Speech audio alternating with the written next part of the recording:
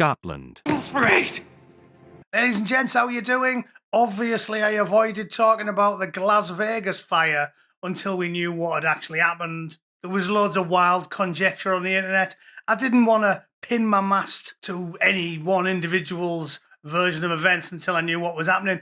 And the truth's come out. As you might expect, it's exactly what people like you and I would have expected to happen, because, funny old thing, educated Western businessmen are well aware of the fact that if you plug 30 extensions into a single socket, wait for it to burst into flames, and then throw a few gallons of water on lithium batteries, they have a tendency to explode. So, didn't want to put the cart before the horse and come up with any wild explanations for that.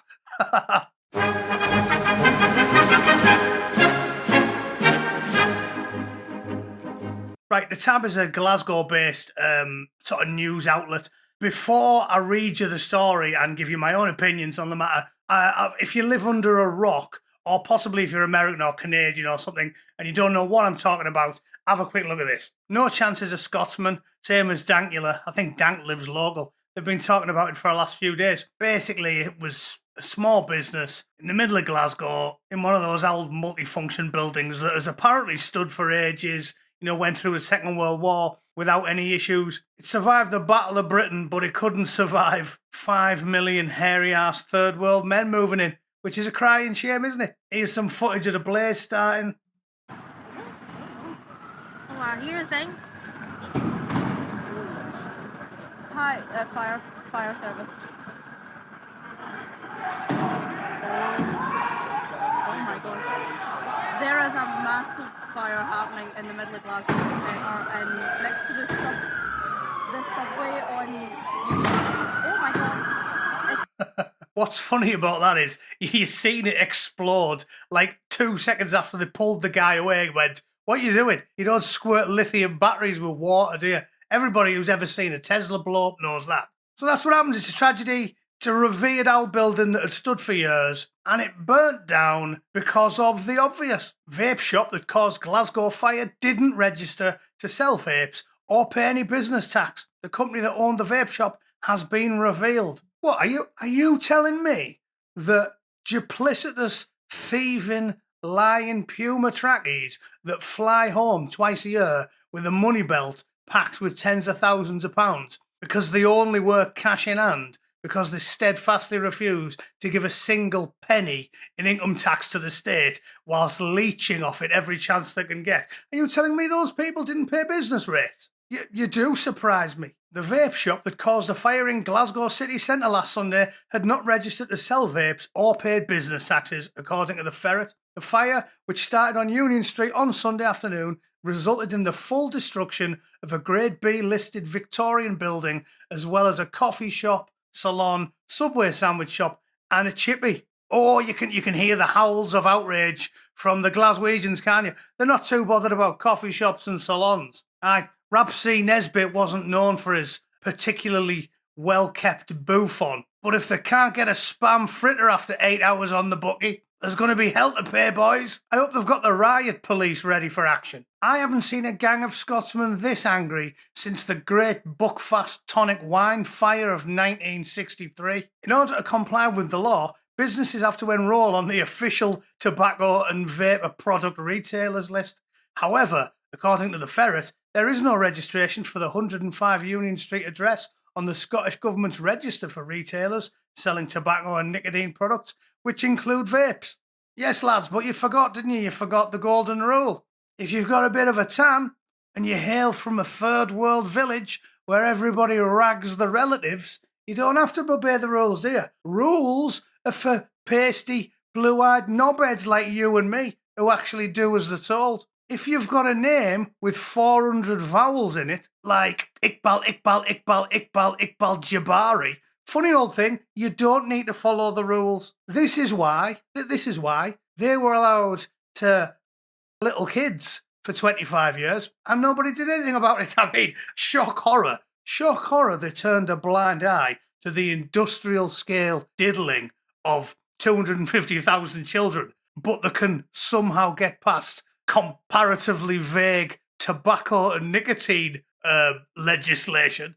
Yeah, that's weird, isn't it? Very odd, very odd. Making them feel above the law for 30 years, I mean, by ignoring the worst and most monstrous crime that can possibly occur in any society. I mean, worse than murder, worse than sexual assault. There's nothing worse than sacrificing your children. Well, it turns out if you let them get away with that for 25 years, they don't really feel like they need to follow the rules for nicotine and tobacco products. Who would have thought it? Glasgow City Council also told the Ferret it had no contact with the company and no rates payments had been made. How bizarre. The company said the premises had been occupied from the 1st of August 2024.